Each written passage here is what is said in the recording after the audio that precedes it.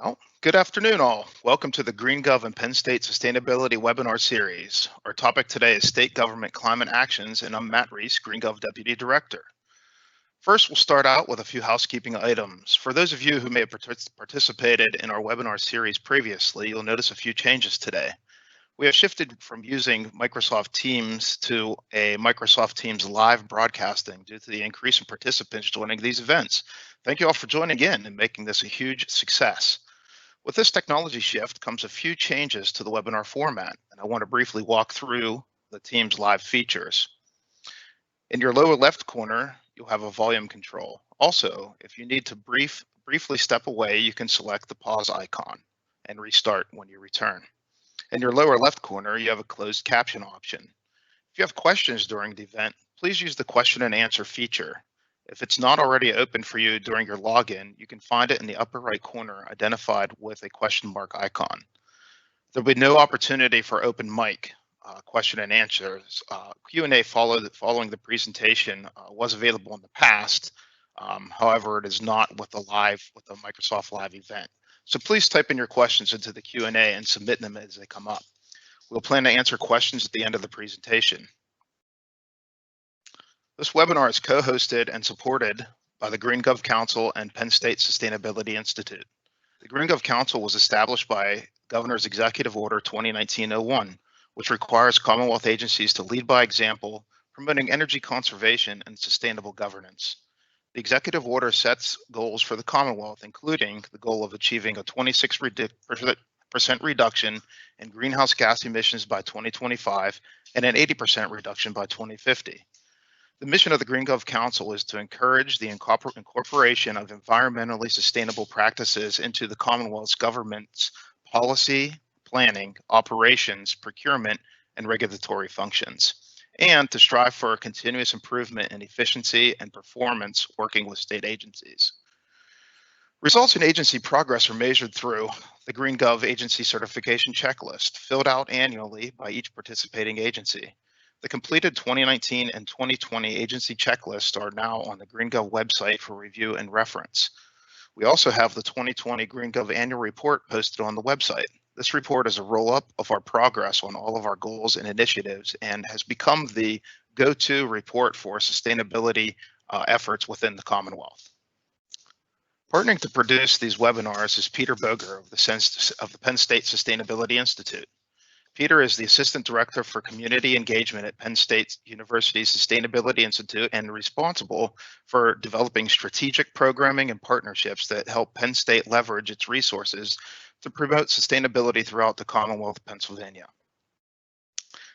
And now I'm pleased to introduce our speaker for today, Pennsylvania Department of Environmental Protection Secretary Patrick McDonnell. Secretary McDonnell has served as Secretary of the Pennsylvania Department of Environmental Protection since being nominated by Governor Tom Wolf in 2016, and his career began with DEP in 1998. Prior to becoming Secretary, Patrick served as Policy Director. He also ran the State Energy Office, coordinating renewable energy and energy efficiency issues.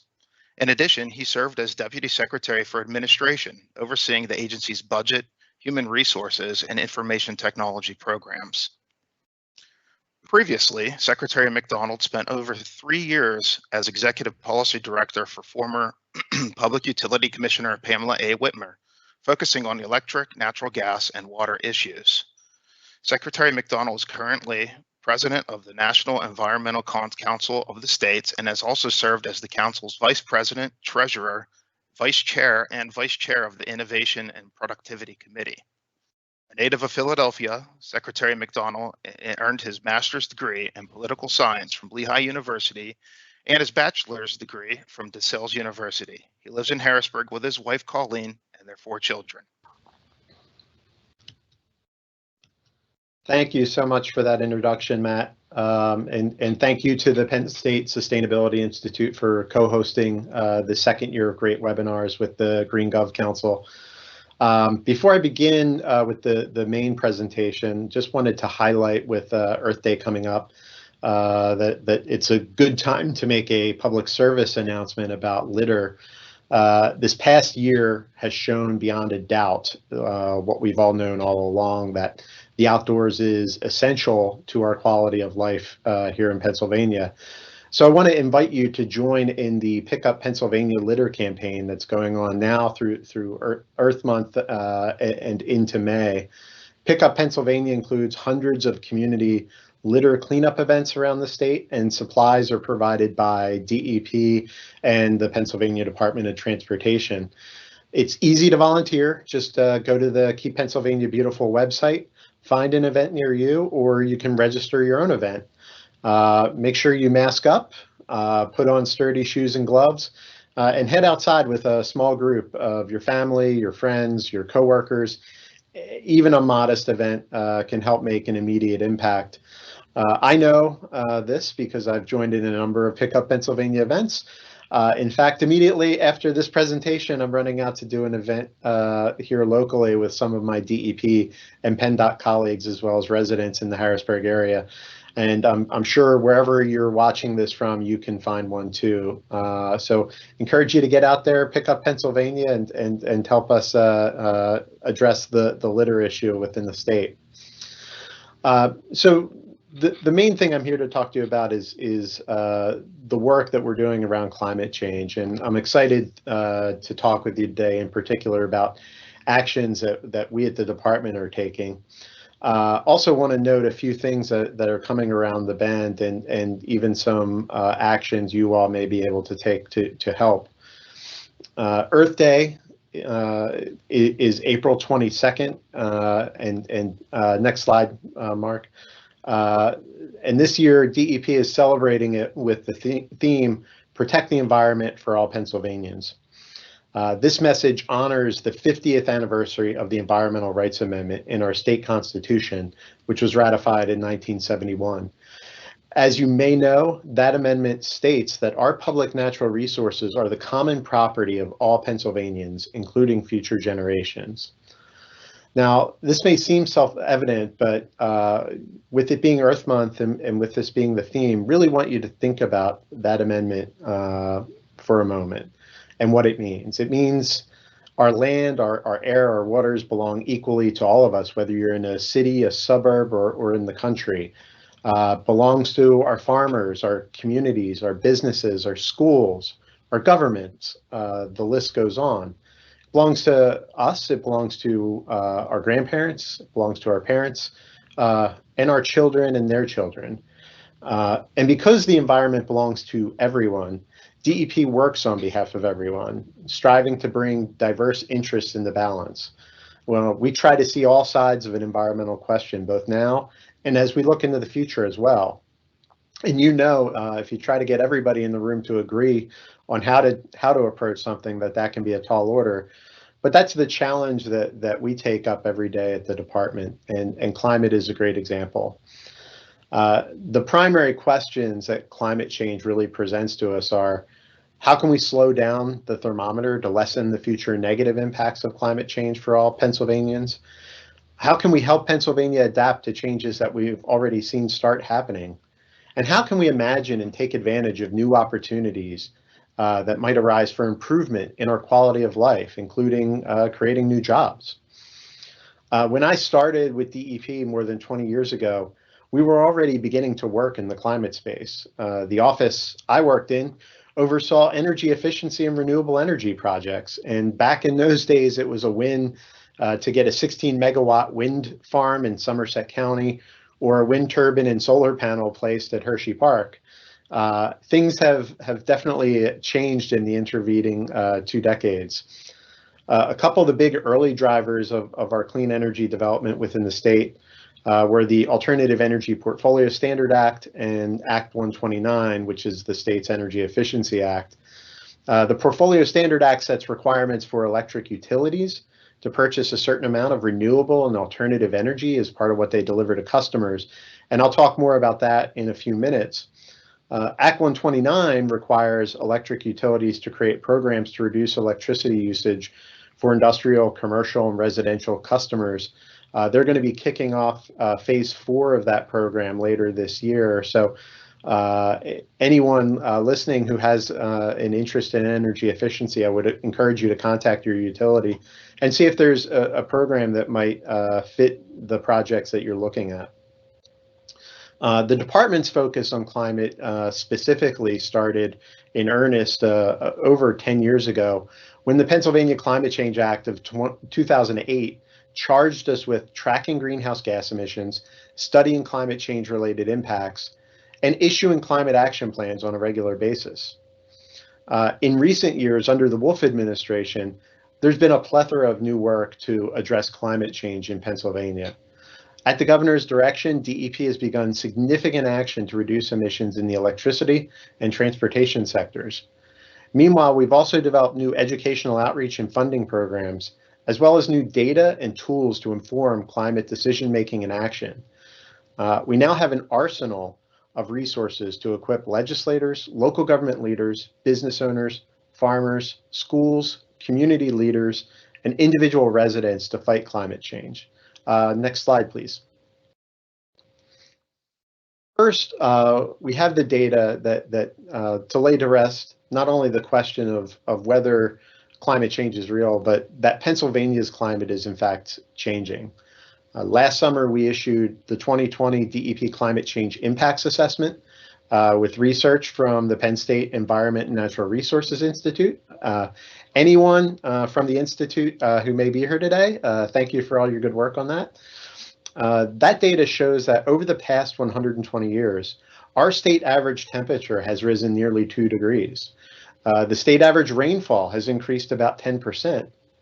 And at the same time, we've had more frequent swings in temperature and extreme weather. Intense periods of heavy rain and flooding have damaged businesses, crops and livestock, roads and bridges, and homes. We've also seen a decline in the winter recreation industry, an increase in vector-borne diseases like Lyme disease, and a proliferation of plant, insect, and animal invasive species. And one note on Lyme, if you're out there, whether you're doing a cleanup event like I mentioned earlier, or just out enjoying nature, make sure you're taking all the proper precautions to protect yourself from mosquitoes and ticks. The changes that are happening are happening in tandem with, and were predicted as a result of increasing greenhouse gas emissions. We issued our most recent DEP inventory of statewide greenhouse gas emissions last year, and it shows that Pennsylvania generated about 263 million metric tons of carbon dioxide in 2017, the latest year for which data are available. Industry, electricity production, and transportation were the 3 biggest emission sources. Since 2005, our baseline year, the overall trend has been a slight decline in emissions, so we're making incremental progress. But we need to make real progress, and soon. If we don't, it's projected that our average state temperature will be about 5 degrees hotter by the middle of this century than it was in 2000. Average rainfall will go up another 8 to 12%. What will this look like? More flooding will increasingly stress utility systems and roads and bridges, and these impacts and our readiness for them will vary widely across the state. Some of the counties that will face the greatest impacts are also amongst our poorest. Dairy farming in the southeast may shift to northwest counties, and poultry operations could double, approaching the scale we see in southern and western states today. More nutrient and sediment runoff pollution will be carried into our streams and rivers because of storm events. Overall energy demand will rise, as our need for electricity to stay cool in the extreme heat of summer will likely exceed any decrease in winter electricity use. In addition, extreme weather may affect the reliability of energy delivery systems due to high winds and damaged power lines. To get a clear sense of these and other changes we're likely to experience, I want to encourage you to read our 2020 Climate Impact Report. It looks ahead to present a picture of all of the likely changes we'll see in energy demand, water quality, farming, forests, the recreation industry, and other areas. The bottom line is Pennsylvania needs to lower greenhouse gas emissions much more and sooner.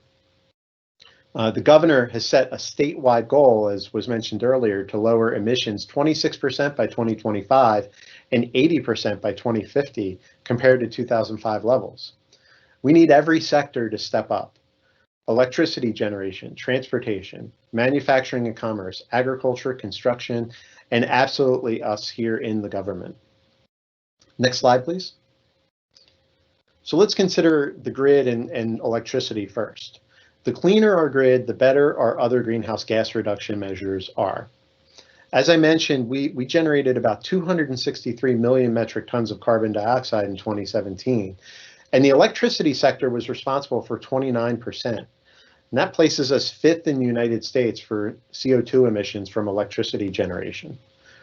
Reducing power plant emissions is a top climate priority for Governor Wolf. At the governor's direction, DEP is developing a rulemaking to enable Pennsylvania to join 11 other Northeast states in the Regional Greenhouse Gas Initiative, or RGGI. I suspect you've heard a little bit about this over the past year. The way it works is by capping carbon dioxide emissions for power plants and setting up an auction for those emission allowances, we can reduce our carbon dioxide emissions from the sector. RGGI states, in fact, have lowered their emissions by 45% since the start of the program. Economic modeling shows that participating in this system will bring Pennsylvania over $300 million a year to be directly invested in energy efficiency, clean energy sources, and new job creation. This is in addition to thousands of new jobs the energy efficiency and renewable energy industries will create in response to the increased demand. During the public comment period on RGGI, we issued it as a draft rule. Over 14,000 Pennsylvanians weighed in, and the vast majority were emphatically in favor of Pennsylvania joining now as a concrete step to fight climate change. Stakeholders also told us that guidelines have to be put in place to ensure that the most vulnerable Pennsylvanians aren't put at further risk by managing carbon emissions through a cap and invest system. I'm pleased to say that the department has partnered with the Delta Institute to help us develop guiding equity principles to help inform our implementation of RGGI and ensure we avoid those kinds of impacts. These principles will ensure we take an inclusive approach to gathering and considering input from the public, especially our environmental justice communities and communities that have traditionally relied upon fossil fuels for jobs, and inform our decisions that we make under RGGI. They're helping us remove environmental and structural racism from the engagement process. They'll guide our actions to mitigate any adverse impacts on human health, especially in our environmental justice communities, and make sure that the environmental and economic benefits of the proceeds from the RGGI auctions will be distributed equitably. DEP will be presenting the final RGGI rulemaking to our Environmental Quality Board this summer. If you're interested in more information about that, there's a lot of information, a lot of presentations that we've given specifically on that rulemaking available through the department's website. Next slide, please. So in terms of that grid and cleaner energy, solar energy needs to be a big component. If you look today, there are about 700 megawatts of solar capacity installed in Pennsylvania, supplying under 1% of our electricity. Getting to 11 gigawatts of installed solar capacity by 2030 would allow us to get to 10% of electricity from solar. We outlined this in our recent report called Finding Pennsylvania's Solar Future. Over the past decade, interest has steadily increased in rooftop and other distributed solar energy systems. But if we want to make real progress in reducing emissions, we also need to move proactively and thoughtfully in the direction of grid-scale solar. In March, I was delighted to join the Department of General Services Secretary Kurt Topper in announcing Pennsylvania Pulse, the DGS project to get nearly 50% of the state government's electricity through 7 new solar energy arrays to be built in 6 counties around the state. At 191 megawatts, this project is the largest solar commitment announced by any government in the United States to date. I will remind you that's 191 megawatts. When I started with the department, it was a big year when we had 16 megawatts of wind coming online. When this project goes online in January of 2023, it will begin taking 157,800 metric tons of carbon dioxide emissions out of the air in Pennsylvania. That's the equivalent of getting 34,000 cars off the road. And it's going to create 400 plus construction and related jobs. Using our procurement power to commit to grid scale solar is state government leading by example to reduce emissions. and you add that DGS project to other grid-scale solar projects, like those by Penn State, the City of Philadelphia, Geisinger Health System, and you get an idea of how clean and renewable energy can start to slow climate change in Pennsylvania and really scale up. There are many more ways we can drive grid-scale solar. Raising that alternative energy portfolio standard I mentioned earlier is one recommendation that's in the Finding Pennsylvania Solar Future report. When that current AEPS law sunsets at the end of May, we will meet our target of 8% of electricity from renewable energy, including 0.5% from solar. Now, that was an innovative target back when we set it in 2004, but we want to make sure Pennsylvania continues to be energy innovative and competitive as other states raise their renewable energy standards to 25 or 50% within 10 years or sooner. Setting a new portfolio standard target will help diversify in-state energy resources and incentivize the market for grid-scale solar. We also need to think innovatively about how we site solar projects. Several factors are driving interest in grid-scale solar in Pennsylvania, including decreasing cost of installation. In fact, utility-scale solar right now within our grid, the PJM grid, is the cheapest form of new build generation. Access to transmission lines, and the availability of open lands, including marginal farmland and our abandoned mine lands. Leasing may help farmers add to their income and hold on to the land. DEP is talking with the Department of Agriculture to help ensure we're encouraging the use of less productive tracts of land and protecting our most productive soils for food production. We're also engaged with solar companies looking at the state's abandoned mine lands for solar panels. Imagine turning the scars of our industrial legacy into a 21st century energy advantage. As interest in grid-scale solar grows, some municipalities have reached out for information, and we at the department have been providing guidance one-on-one while also developing some more formal education programs on the solar development process and how to develop local ordinances. One example, you will be seeing us at the Pennsylvania State Association of Township Supervisors virtual meeting in a few weeks. Big picture, as states around the country move toward more grid-scale solar energy development, the need for increased energy storage is clear for both resilience and long-term cost savings. Solar plus storage is becoming an increasingly important tool to incorporate renewable energy into the grid while maintaining the reliability of the power system. And in Pennsylvania, the department is on this. We next week will be publishing the first statewide assessment of our energy storage capacity and recommendations for how we can expand it. Next slide, please. So turning to transportation, Pennsylvania is home to over 12 million registered vehicles, and they're the third largest contributor to our greenhouse gas emissions. Our transportation decisions affect Pennsylvania today and tomorrow, whether we're government officials, business owners, school administrators, community leaders, or individual consumers. We can turn in the direction of healthier air quality and less climate change by switching to electric vehicles. We're often asked how many electric vehicles are registered in Pennsylvania, and the answer today is a small fraction, under 30,000. But the story here is the trend. That number is more than double what it was in December of 2017, showing that Pennsylvanians are increasingly interested in the benefits of these zero-emission vehicles. They want to learn about electric vehicles and charging infrastructure, and they want to see models available at dealerships.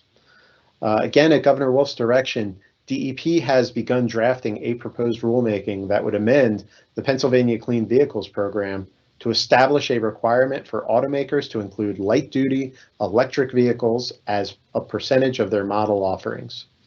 The amendment would make Pennsylvania the 9th state in the Northeast and Mid-Atlantic regions to adopt a new light-duty zero-emission vehicle percentage requirement. Our Bureau of Air Quality anticipates presenting the proposed rule for consideration to the Environmental Quality Board this fall. DEP is also making an immediate impact through our funding programs. Our Alternative Fuel Incentive Grant program has supported thousands of EV purchases by local governments, schools, businesses, organizations, and individual consumers. For example, in just the past 5 years, The grant program provided 6,150 rebates for electric cars or motorcycles, totaling over $9.1 million. Both the grant program and our Driving Pennsylvania Forward program, which uses Pennsylvania's Volkswagen settlement funds, have significantly increased the number of chargers statewide. We funded over 900 chargers installed by companies, local governments, schools, organizations, and healthcare facilities. We look to benefit as many Pennsylvanians as possible, for example, supporting charging infrastructure in environmental justice areas to help improve air quality, and in community hubs to make it easier for people who live in apartments to have access to chargers. We're also supporting charging infrastructure along our interstates like Route 80 to enable distance driving with zero emissions. Next slide.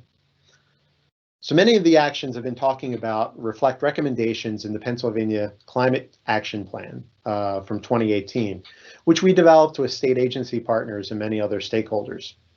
Our Climate Action Plan recommends over 100 actions in energy, transportation, forestry, farming, recreation, and other areas that will reduce greenhouse gas emissions and slow down that thermometer. One of the biggest recommendations that a team effort is needed. One of the biggest recommendations is that a team effort is needed to reduce greenhouse gas emissions in Pennsylvania. Government agencies must lead by example, and businesses, community organizations, and citizens can all make a difference. Toward that end, one program that we launched at the department in 2019 is the Local Climate Action Program. Through LCAP, as we call it, we're meeting communities' need for information on emissions, climate change impacts, and for expertise in planning to reduce those impacts. We had 20 participants in the first year, and 21 participants are currently going through the second year of the program. Together, they represent 269 counties, cities, townships, and boroughs across the state. Participants are paired up with college students and ICLEI USA to develop local greenhouse gas inventories and identify climate-related vulnerabilities in their communities. The program includes training on the impacts of climate change on environmental justice areas and the importance of actively engaging vulnerable populations in our planning. Drawing on all of this information, the teams use a template to draft local climate action plans, detailing strategies, actions, metrics, and timelines. They then share those plans with their community residents and public officials. It's great to see so many local municipalities eager to address the climate change issue. It's also cool to see college students getting hands-on professional experience in developing greenhouse gas inventories and climate plans. They're the future of Pennsylvania, and I'll give another shout out to Penn State, who has also had a student or two participate in that program. This leads me to the last area of DEP climate action I'd like to highlight today, and that is providing tools in this effort to support clean energy jobs creation. Last year, we published the 2020 Pennsylvania Clean Energy Employment Report, showing that clean energy is a leading creator of quality jobs in Pennsylvania. From 2017 through 2019, the clean energy sector added 7,794 jobs. This was an 8.7% average job growth rate compared to a 1.9% average overall job growth in the state. We looked at 5 industries: energy efficiency, clean energy generation, alternative transportation, clean grid and storage, and clean fuels. They employed over 97,000 Pennsylvanians in 2019, or 36% of our state's energy sector. And for 75% of these workers, wages were higher than the statewide median. Research like this shows which industries were hiring and looking for trained workers, and this is key to taking advantage of new opportunities that may arise for job creation for Pennsylvanians of all ages as we work to reduce climate change. Later this month, we'll be publishing the first analysis of clean energy job training needs statewide to help inform workforce development in Pennsylvania, making sure that we're looking and addressing our gaps. If we don't move in the direction of clean renewable energy and energy efficiency, as the climate continues to heat up, virtually every aspect of life in Pennsylvania will be affected. Our jobs and economy, our food supply, our power grid, our health and safety, particularly in our environmental justice communities, our infrastructure, and our outdoor recreation. This is what is at stake as we work to protect the environment for all Pennsylvanians. And it's why we here at the department are so committed to the mission of addressing climate change. I want to thank everybody for participating today and look forward to the question and answer section.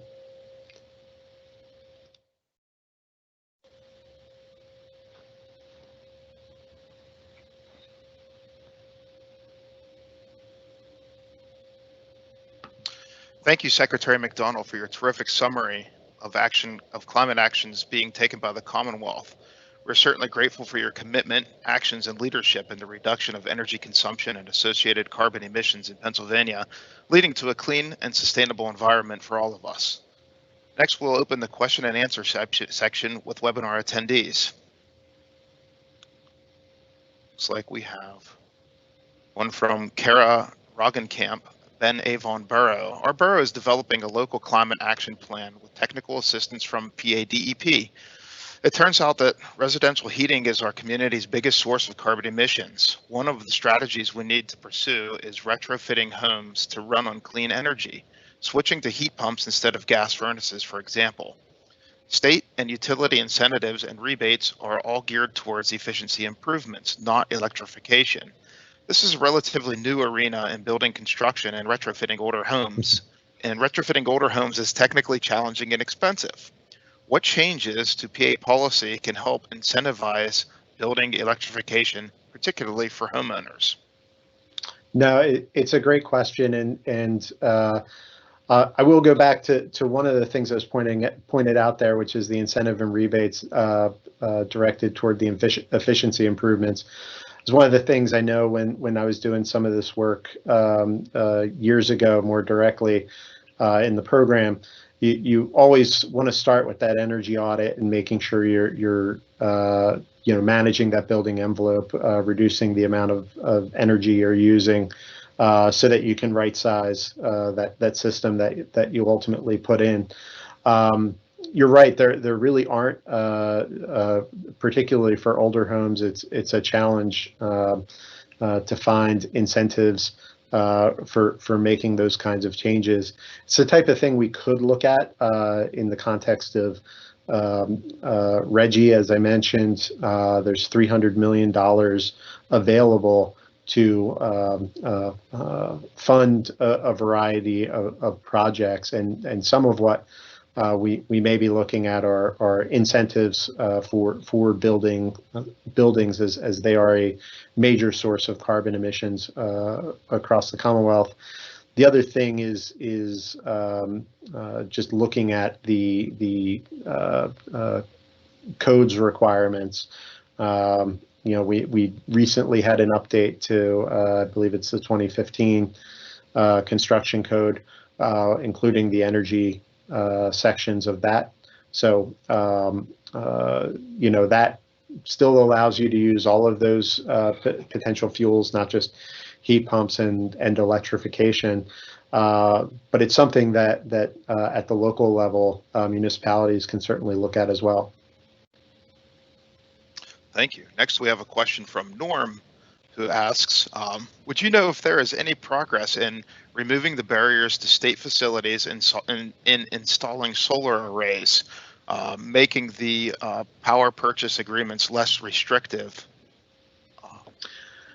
So it's probably a better question for DGS in terms of how those lease restrictions work. I know at the department we have it's two things. One, I mentioned the power purchase that we as a Commonwealth are making to supply about half of the electricity for agencies. In the past, some years we have purchased renewable energy credits. Those credits could have been being produced by systems out of state.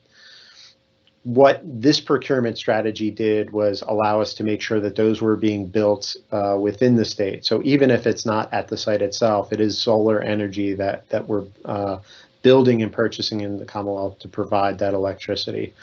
In terms of solar at specific state facilities, I know we have some solar panels in some of our facilities. I know Our sister agency, Department of Conservation and Natural Resources in particular, has been installing solar panels on some of their facilities and working through that process. So I know there's models out there. I'm not sure if it's particular restrictions that might exist within existing leases that might be leading to some of those troubles, but it's something we, I'm also co-chair of GreenGov Council with Secretary Topper and Secretary Dunn, so it's something we can bring back to that forum just to make sure there's not some barrier there for that we need to address. Yeah, thank you, Secretary.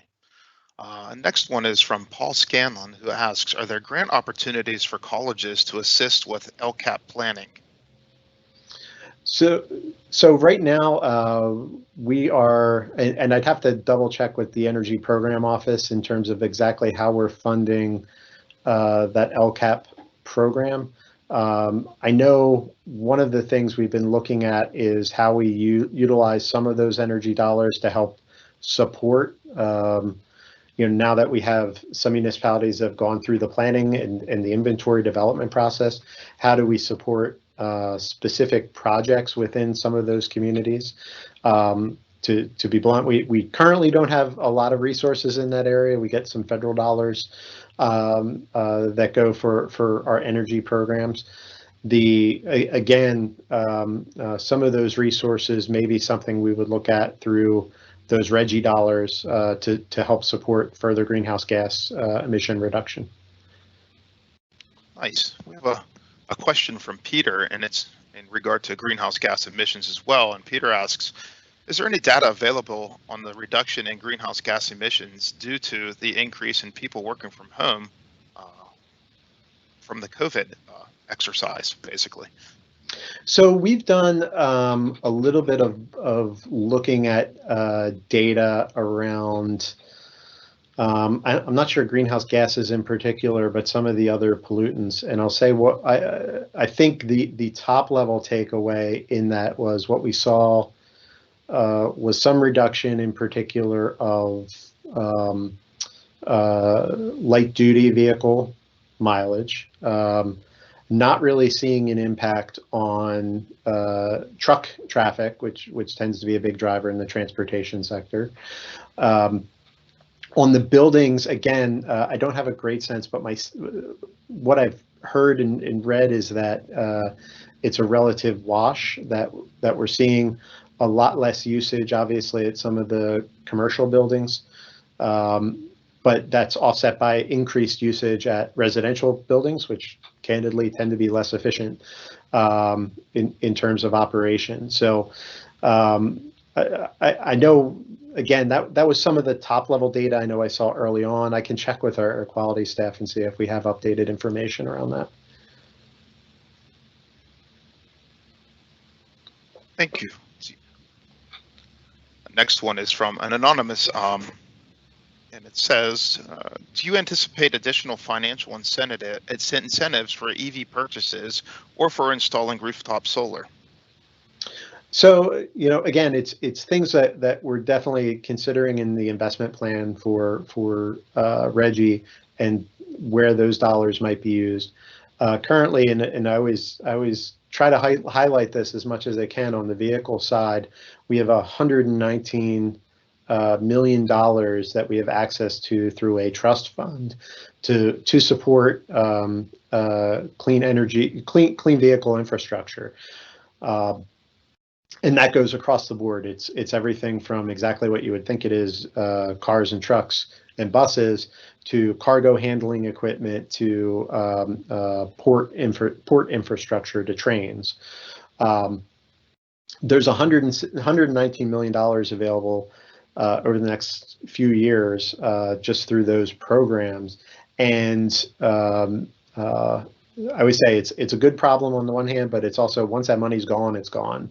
So if you're a business, if you're a government, municipal government organization looking at purchasing an electric vehicle, a school district looking at electrifying the bus fleet, that right now is a really, really good option for you.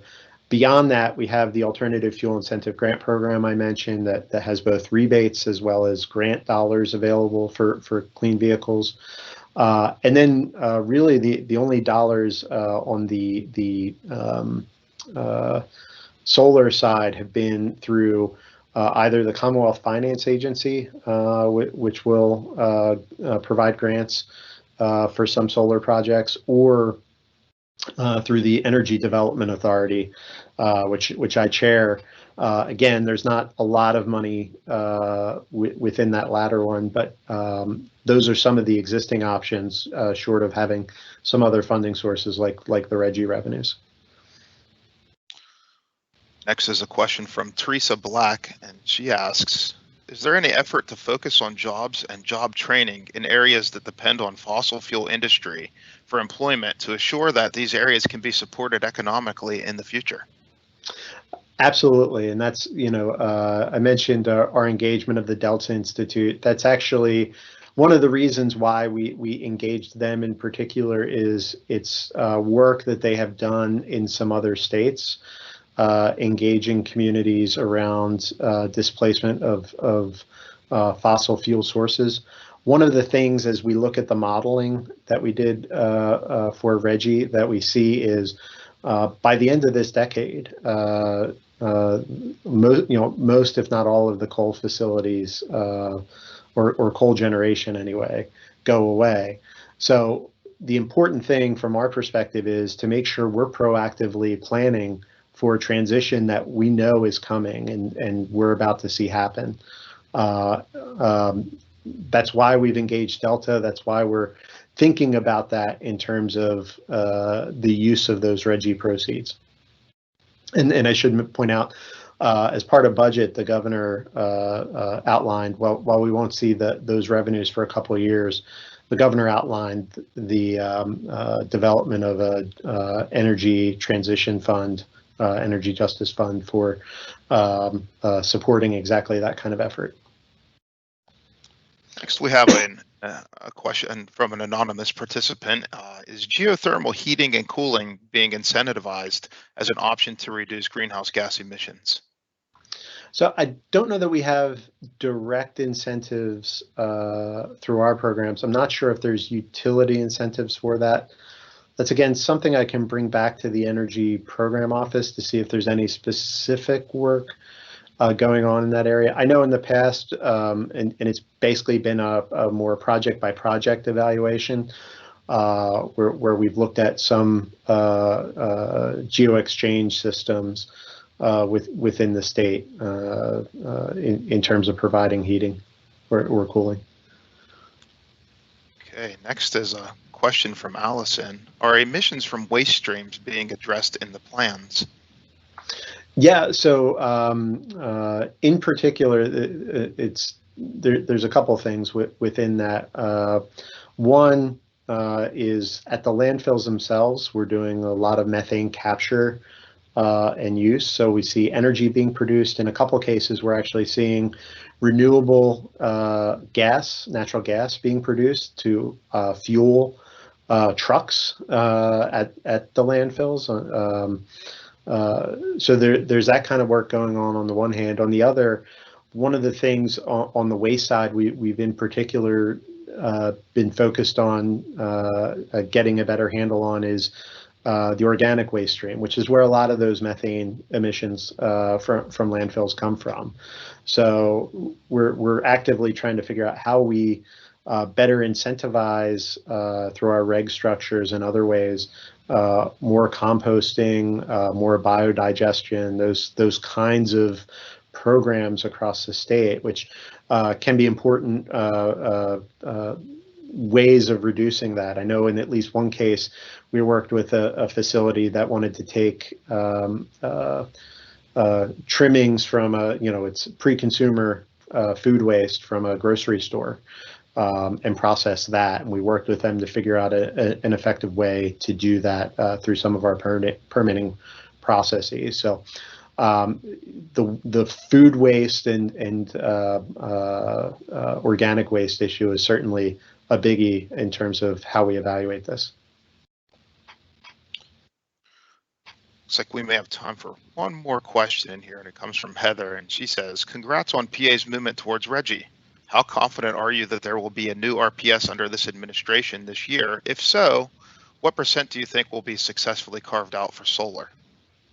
So I definitely don't want to be in the habit of setting odds on legislation.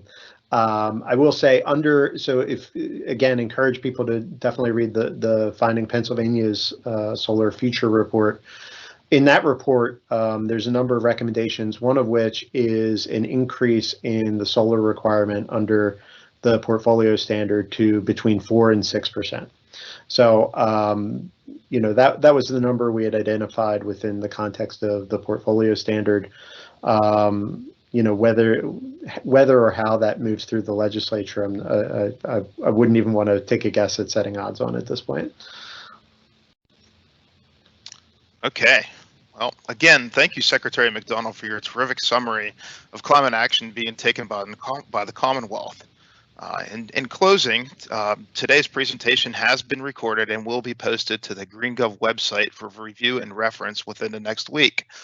A follow-up email message will be sent to all attendees with notification of the recording, along with additional resources.